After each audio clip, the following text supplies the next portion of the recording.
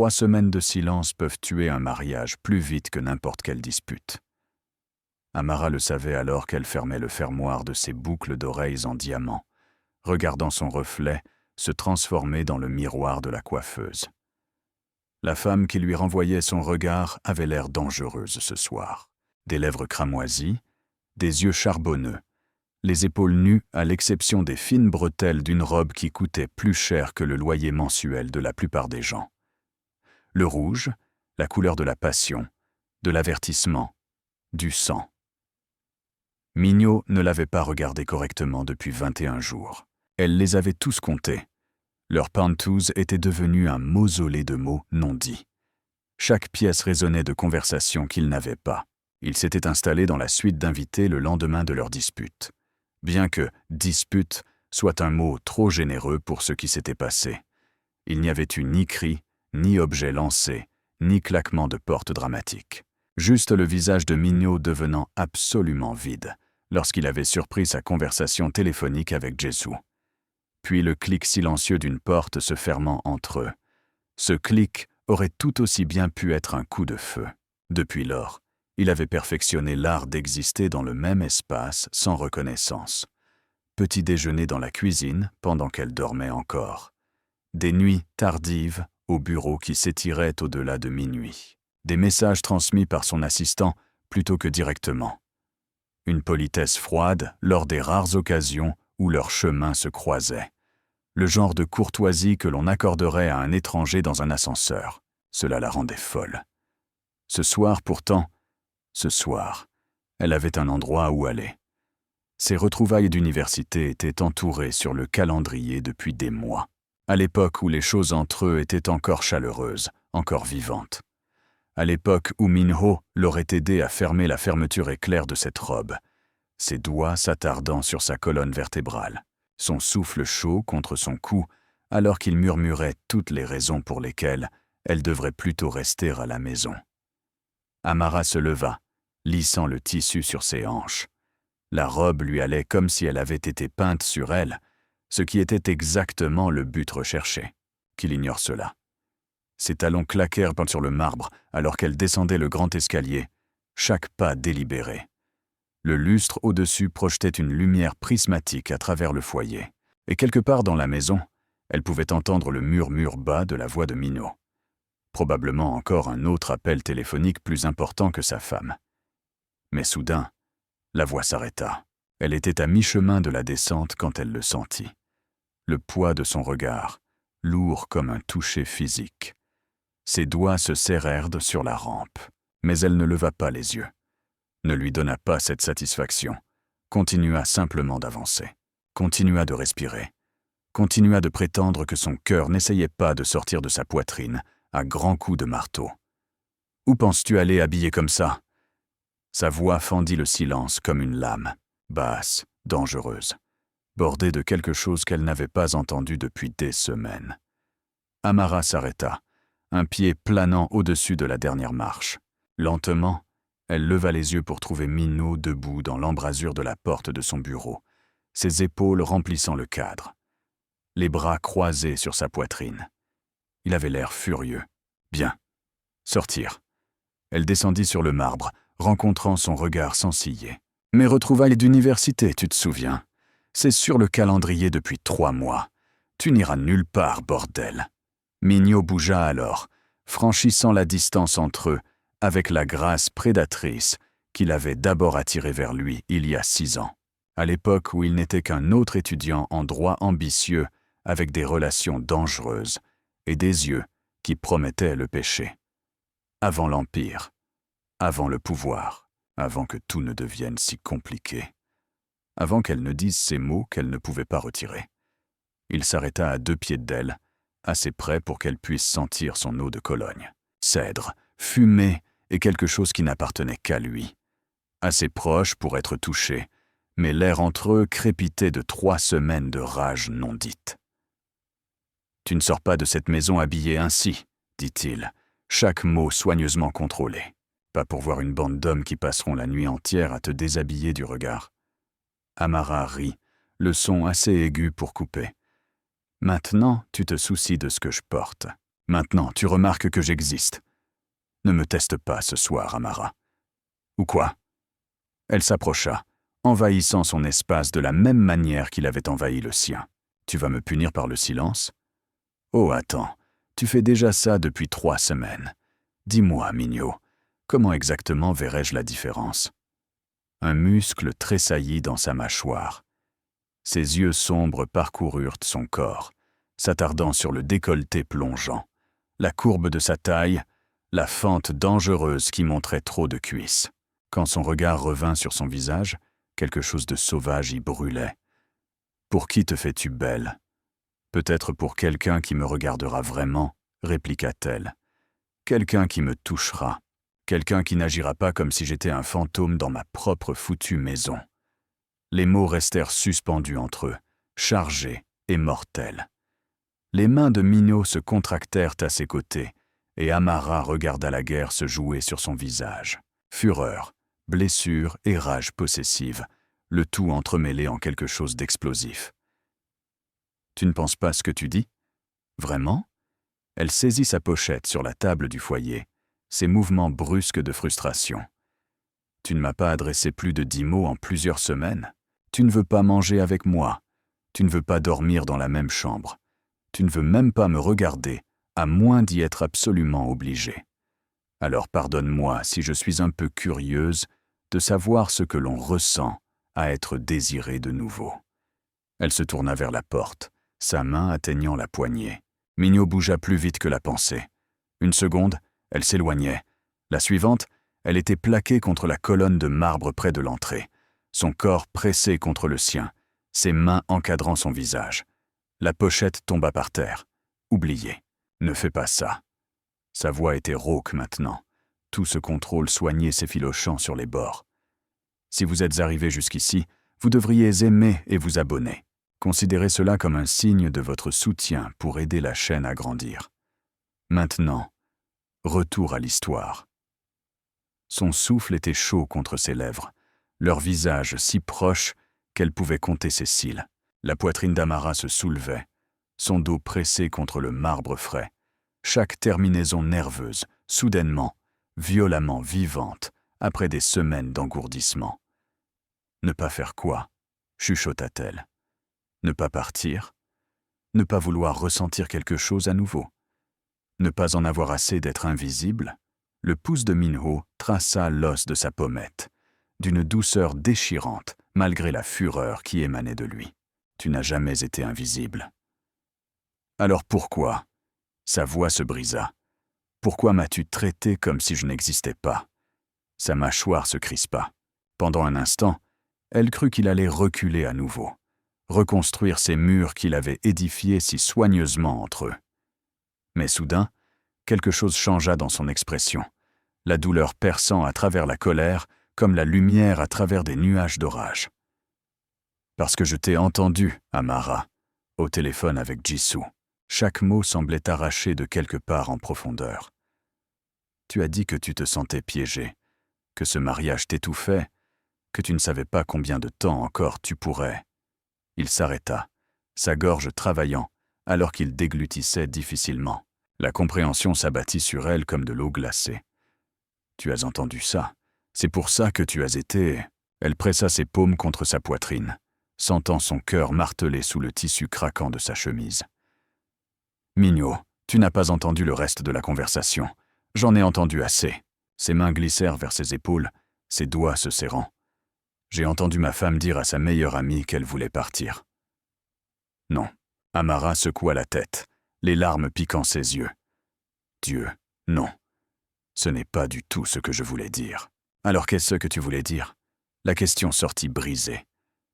Parce que je suis devenu fou à essayer de comprendre ce que j'avais fait de mal, à essayer de te donner de l'espace, à essayer de me préparer pour le jour où tu partirais vraiment. Son cœur se brisa. Cet homme puissant et dangereux qui commandait des empires, inspirait la peur et endurcissait les criminels, avait l'air absolument terrifié de la perdre, de ne pas être assez. Je me sentais piégé par tes murs, idiot, pas par notre mariage. Elle prit son visage entre ses mains, le forçant à maintenir le contact visuel. Tu as commencé à m'exclure il y a des mois. Travailler plus tard, partager moins, construire cette distance entre nous. J'ai dit à Jisoo que je me sentais piégé à l'extérieur de ta vie, pas piégé dans notre mariage. Je mourais d'envie que tu me laisses revenir. Minho devint très immobile. Quoi? Chaque fois que j'essayais de t'interroger sur ta journée, tu détournais la question. Chaque fois que je suggérais un week-end ailleurs, tu avais des affaires urgentes. Tu as commencé à me traiter comme une obligation au lieu de ta femme. Les larmes débordèrent enfin.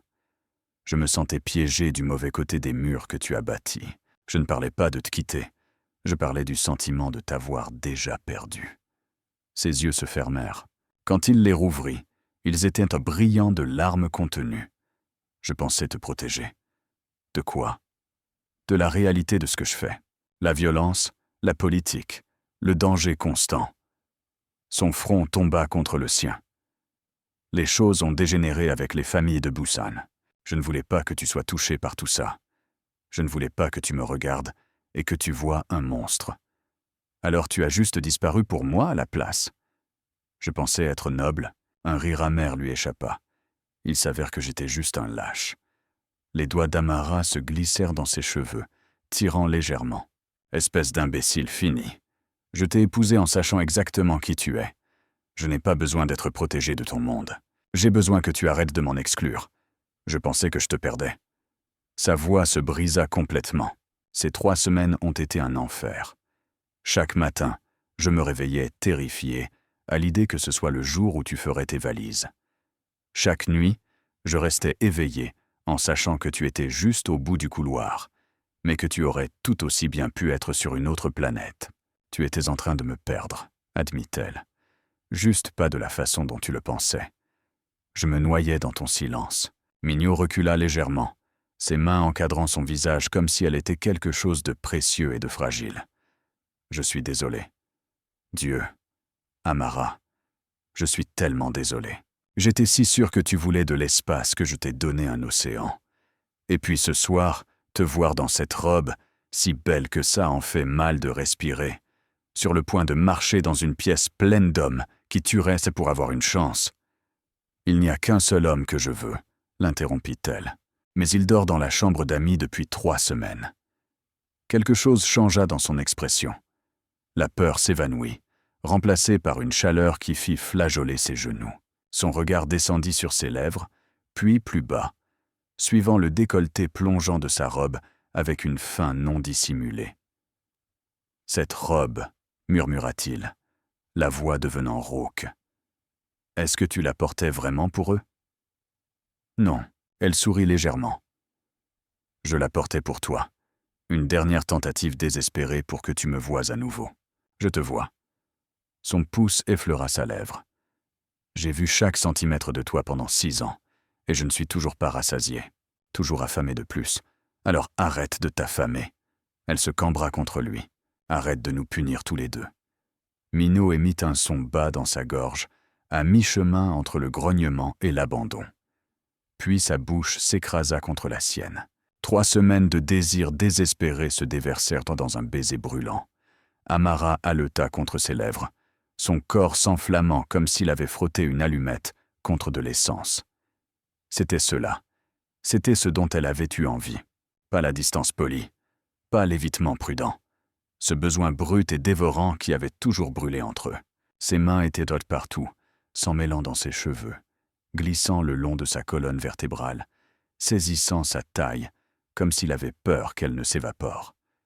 Elle lui rendit son baiser avec une férocité égale, versant 3 semaines de blessures, de solitude et d'amour désespéré dans chaque mouvement. Lorsqu'ils finirent par se séparer, tous deux respirant fort, Minho posa son front contre le sien. Sa poitrine se soulevait contre son corps, et elle pouvait sentir son cœur battre aussi vite que le sien. « Les retrouvailles », chuchota-t-elle, bien que les mots semblent dénués de sens maintenant. « Oublie les retrouvailles ». Ses lèvres tracèrent dans sa mâchoire, envoyant des frissons le long de sa colonne vertébrale. « Tu ne vas nulle part ce soir. Un peu possessif ? Quand il s'agit de toi, il recula juste assez pour rencontrer ses yeux. Toujours. Surtout quand tu portes une robe conçue pour déclencher des guerres. Amara ne put s'empêcher de rire. Ça a marché, n'est-ce pas? Je t'ai fait reparler. Un jeu dangereux auquel tu jouais. Ses mains glissèrent vers ses hanches, ses pouces traçant de petits cercles à travers le tissu fin. Et si je t'avais vraiment laissé franchir cette porte? Alors j'aurais passé toute la nuit misérable à vérifier mon téléphone toutes les 5 minutes en espérant que tu appelles. Elle traça la ligne de sa mâchoire. Je ne veux personne d'autre, Minho. Je ne l'ai jamais voulu. Je voulais juste récupérer mon mari. Quelque chose dans son expression s'effondra. J'ai été un tel idiot. Oui, tu l'as été. Elle l'embrassa doucement. Mais moi aussi. J'aurais dû t'affronter directement au lieu de me confier à Jisoo, là où tu pourrais m'entendre. J'aurais dû te demander ce que tu voulais dire, au lieu de supposer le pire et de me fermer. Il soupira lourdement. Nous sommes tous les deux des désastres en communication. Visiblement. Ses doigts s'attaquèrent à sa cravate, la desserrant. Peut-être devrions-nous nous entraîner à devenir meilleurs. À partir de quand? Sa voix descendit d'une octave alors qu'elle libérait la cravate. À partir du moment où tu m'emmèneras à l'étage pour me montrer exactement à quel point je t'ai manqué. Les yeux de Minho s'assombrirent. D'un mouvement fluide, il la souleva dans ses bras, la berçant contre sa poitrine comme si elle ne pesait rien. Amara poussa un petit cri, puis rit, enroulant ses bras autour de son cou. « Qu'est-ce que tu fais? Je rattrape 3 semaines de stupidité. » Il se dirigea vers l'escalier. « Je te préviens, ça risque de prendre un moment. J'ai toute la nuit. » Elle pressa ses lèvres contre sa gorge, sentant son pouls bondir. « Et demain. Et le jour d'après. Bien. » Il monta les marches 2 par 2, sa force semblant sans effort. « Parce que j'ai l'intention de passer un temps considérable à vénérer chaque centimètre de cette robe, et encore plus de temps à t'en sortir. » La chaleur envahit le bas de son ventre. « J'aime ce plan.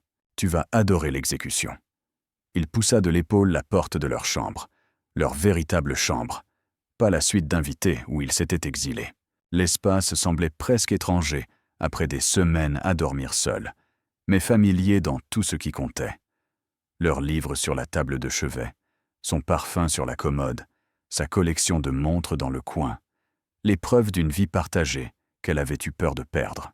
Minho la déposa doucement près du lit, ses mains retrouvant immédiatement sa taille, comme s'il ne pouvait supporter de cesser de la toucher. Je pensais ce que j'ai dit plus tôt.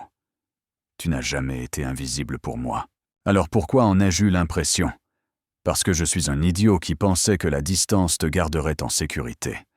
Il traça la bretelle de sa robe d'un doigt. Chaque fois que je te regardais, je voulais tout te dire. Chaque transaction dangereuse, chaque menace, chaque cauchemar. Mais je me suis convaincu qu'en savoir moins te protégerait davantage. Me protéger de quoi? D'être ta partenaire? Elle couvrit sa main de la sienne. Je ne t'ai pas épousé pour être tenu dans l'ignorance. Je t'ai épousé pour être à tes côtés à travers tout, même les parties laides, surtout celle-là. Elle retourna sa main, traçant la cicatrice en travers de sa paume provenant d'un combat au couteau il y a des années. Tu penses que je ne sais pas à quoi ressemble ton monde. Je vois les gardes, les téléphones cryptés, les réunions tardives. Je ne suis pas naïve, Minho. Je veux juste être incluse. Il resta silencieux un long moment, étudiant leurs mains entrelacées. Les familles de Busan ont poussé sur notre territoire. Il y a eu des menaces, de la violence. 2 de mes hommes ont fini à l'hôpital le mois dernier. Je sais. Devant son regard surpris, elle sourit tristement. J'ai des yeux. Je remarque quand tu rentres avec du sang sur tes poignets, même après avoir essayé de le laver. Je remarque quand tu prends des appels à 3 heures du matin et que tu reviens au lit tendu. Je remarque tout chez toi. Pourquoi n'as-tu rien dit? Parce que tu ne voulais manifestement pas en parler. Sa voix s'adoucit. J'attendais que tu me fasses assez confiance pour t'ouvrir. Au lieu de cela, tu t'es simplement éloigné davantage. Minho prit son visage entre ses mains, son expression angoissée. Je te confie ma vie. Je ne voulais juste pas te fardeau du poids de tout cela. Le mariage signifie porter ce poids ensemble. Elle s'appuya contre son toucher. Tes fardeaux sont les miens. Tes dangers sont les miens. Ton monde est le mien parce que je l'ai choisi. Je t'ai choisi, sachant exactement ce qui venait avec. Je ne te mérite pas. Probablement pas. Elle sourit. Mais tu es coincé avec moi de toute façon. Promis? La vulnérabilité dans sa voix la brisa presque. Je promets. Elle se dressa sur la pointe des pieds, effleurant ses lèvres des siennes. Plus de secrets, plus de distance, plus de nuits dans des chambres séparées à prétendre que nous allons bien, alors que nous tombons en morceaux. Plus jamais, accepta-t-il d'une voix rauque. À partir de maintenant, nous affrontons tout ensemble. Tout, confirma-t-elle. Son baiser était différent cette fois, plus lent, plus profond, chargé de promesses, d'excuses et d'un soulagement désespéré. Amara se fondit en lui, sentant 3 semaines de glace enfin fondre entre eux. Lorsqu'il atteignit la fermeture éclair de sa robe, ses mains tremblaient légèrement. Toujours nerveux avec moi après 6 ans, le taquina-t-elle doucement. Terrifié, admit-il, terrifié de perdre cela, de te perdre, de tout gâcher encore une fois. Alors ne le fais pas. Elle guida ses mains vers la fermeture éclair. Arrête de trop réfléchir, arrête de me protéger de toi-même. Sois juste avec moi. La fermeture éclair murmura le long de son dos, l'air frais frappant sa peau. Les doigts de Minot suivirent son chemin, révérencieux et lent, comme s'il mémorisait chaque vertèbre. La robe se desserra, glissant vers l'avant, et Amara la rattrapa contre sa poitrine. 3 semaines, c'est long, murmura-t-elle, observant son visage. Ça m'a manqué. Que tu me touches comme si j'étais précieuse. Tu l'es. Sa voix était du velours râpeux, la chose la plus précieuse de mon monde. Elle laissa tomber la robe. La soie rouge s'accumula à ses pieds, et le souffle de Mignot se coupa de façon audible. Son regard la balaya. La dentelle noire en dessous, la courbe de sa taille, la longue étendue de ses jambes, et ses talons dangereux. Quand ses yeux rencontrèrent les siens à nouveau, il brûlait. 3 semaines, répéta-t-il, la voix tendue. 3 semaines de torture, sachant que tu étais au bout du couloir, te voulant si fort que je ne pouvais plus réfléchir. Tu aurais pu venir me voir n'importe quand. Elle s'approcha, ses doigts s'occupant des boutons de sa chemise. Je t'aurais laissé entrer. Je ne pensais pas le mériter. Il aspira une bouffée d'air alors que ses mains glissaient sous le tissu, les paumes à plat contre sa poitrine. Je pensais que tu me haïssais. Je ne pourrais jamais te haïr. Bouton après bouton, elle révéla une peau lisse et des muscles fermes. Frustré? Oui. Blessé? Absolument. Mais la haine? Impossible. Sa chemise rejoignit sa robe au sol. Amara traça de vieilles cicatrices qu'elle connaissait par cœur. Les raflures de balles sous ses côtes, la blessure au couteau sur son épaule, les marques délavées d'une enfance dont elle n'avait entendu parler que par morceaux. Chacune d'elles était une histoire. Un morceau de l'homme compliqué dont elle était tombée amoureuse.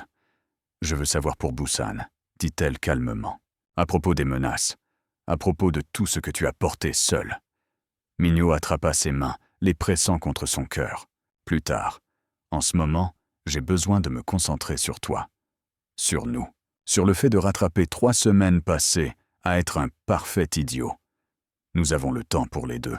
Nous avons le reste de nos vies pour les deux. » Il porta ses mains à ses lèvres, embrassant chaque articulation.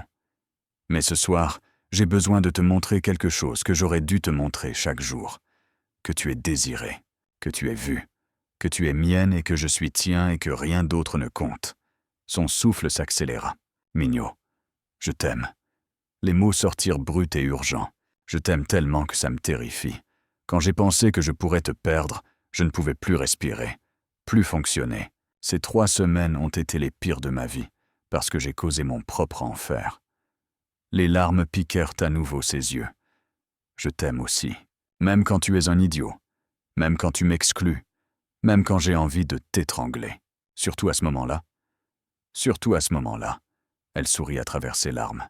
« Parce que sous tous ces murs, ce silence et cette stupide fierté masculine, tu es toujours l'homme qui m'apportait du café chaque matin pendant la semaine des examens finaux, celui qui a appris à cuisiner les recettes de ma grand-mère parce que tu savais qu'elle me manquait, celui qui me serre contre lui pendant mes cauchemars, me fait rire quand je suis stressé et me regarde comme si j'étais la seule personne au monde qui compte.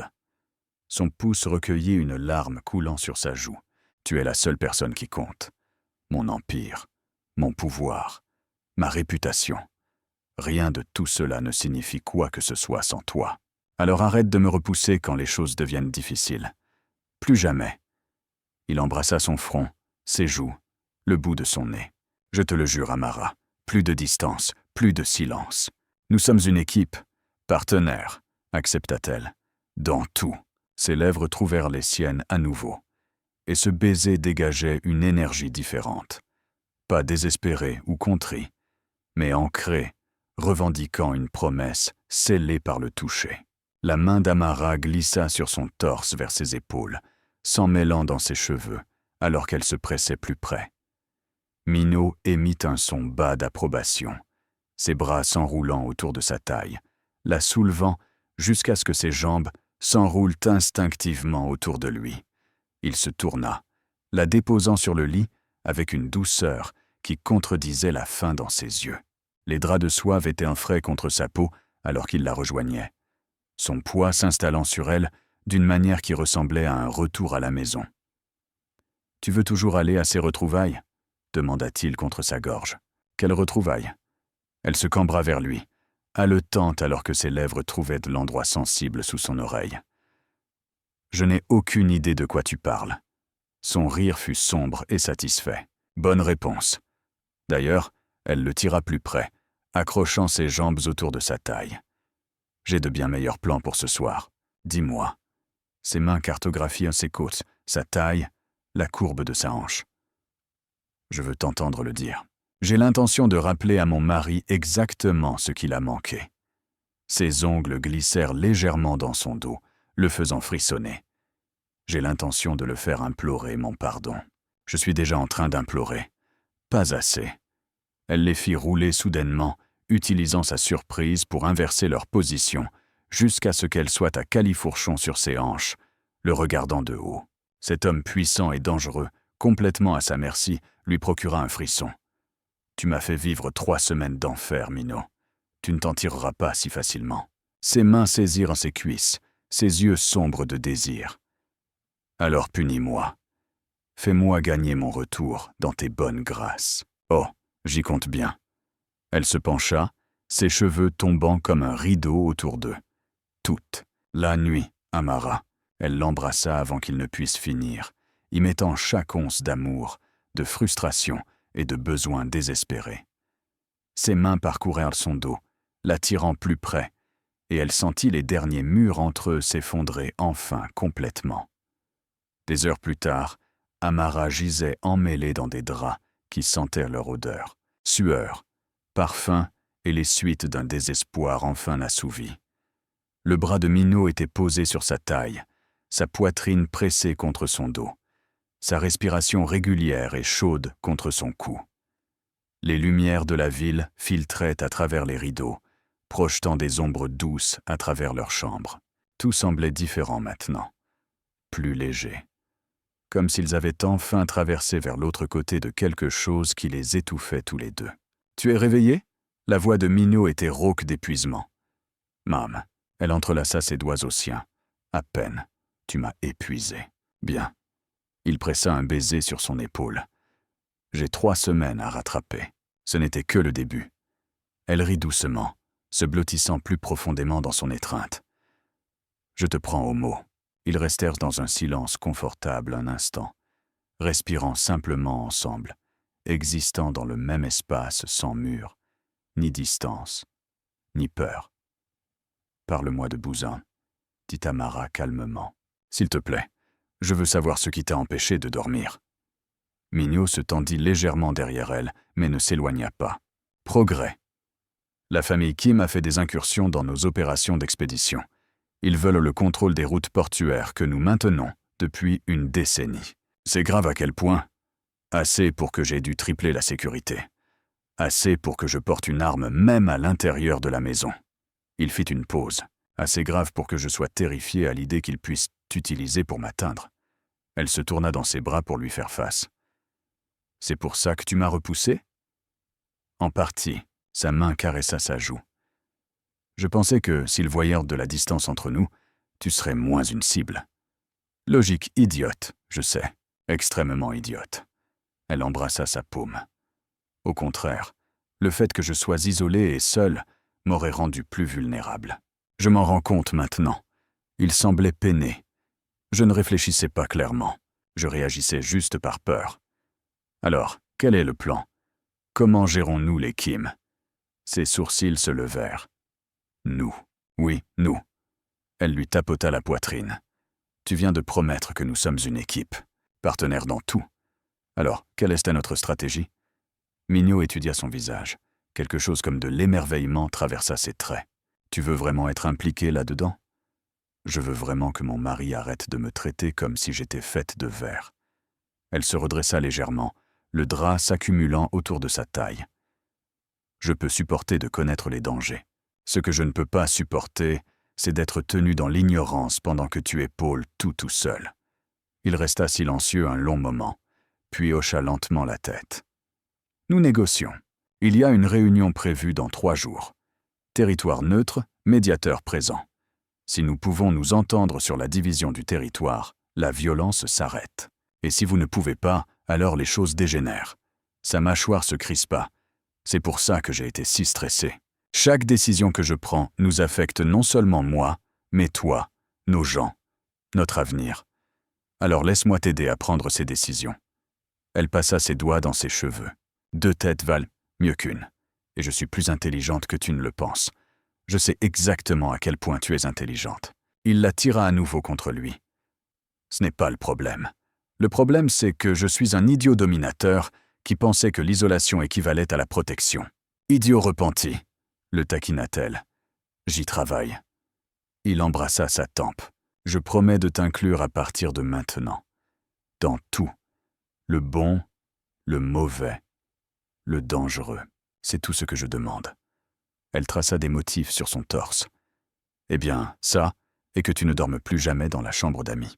Plus jamais, accepta-t-il fervemment. Je préférerais dormir par terre ici que de passer une autre nuit dans cette pièce sans toi. Reine du drame, ta reine du drame. Il les fit rouler de sorte qu'il surplombe à nouveau, son poids soutenu par ses avant-bras. Pour le meilleur, ou pour le pire, tu te souviens? Je m'en souviens. Elle lui sourit, le cœur plein. À travers les guerres de gang, les échecs de communication et la fierté masculine têtue. Ça n'était pas dans nos vœux, c'était implicite. Ses mains glissèrent dans son dos. Mignot. Je suis désolé aussi de ne pas avoir été direct sur mes sentiments, de t'avoir laissé entendre quelque chose hors contexte, au lieu de simplement te dire que je me sentais déconnecté. Nous sommes tous les deux désolés. Il l'embrassa doucement. Nous apprenons tous les deux.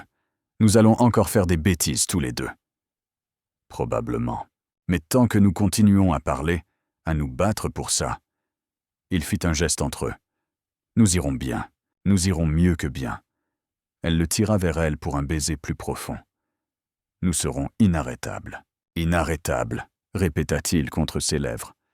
J'aime le son de ça. Dehors, la ville bourdonnait d'une énergie nocturne. Des voitures klaxonnant, des sirènes hurlant, le pouls de la vie continuant sans se soucier des drames personnels. Mais à l'intérieur de leur chambre, enveloppés l'un dans l'autre, dans les draps et les promesses renouvelées, Amara sentait qu'ils avaient retrouvé quelque chose de précieux qu'ils avaient failli perdre. Les retrouvailles sont probablement terminées maintenant, murmura-t-elle finalement. Dommage, Mignot n'avait pas l'air désolé du tout. Tes vieux amis te manquent, ça en valait la peine. Elle traça la ligne de sa mâchoire. Je préférerais passer la nuit à me réconcilier avec mon mari qu'à me remémorer des souvenirs avec des gens à qui je n'ai pas parlé depuis des années. Même dans cette incroyable robe rouge. La robe a servi son but. Elle sourit. Elle a attiré ton attention, n'est-ce pas? Tu as toujours mon attention. Il écarta une mèche de cheveux de son visage. Même quand je fais l'idiot et que je prétends le contraire, tu es tout ce à quoi je pense, Amara. Tout ce que je veux. Tout ce dont j'ai besoin. Alors montre-le-moi. Elle le tira plus près, encore. Son rire fut bas et chaleureux. Exigeante ce soir, n'est-ce pas? J'ai 3 semaines d'exigence. Son sourire devint malicieux. J'espère que tu es préparé. Pour toi. Mignot l'embrassa comme si elle était de l'oxygène et qu'il s'était noyé. Toujours. Et alors que les lumières de la ville peignaient des ombres sur leurs corps entrelacés, ils savaient tous deux qu'ils survivraient à la tempête. Plus forts, ensemble, exactement comme ils étaient censés l'être. Si cela a mérité votre like, donnez-en un et abonnez-vous pour être les premiers à savoir quand nous publions quelque chose de nouveau.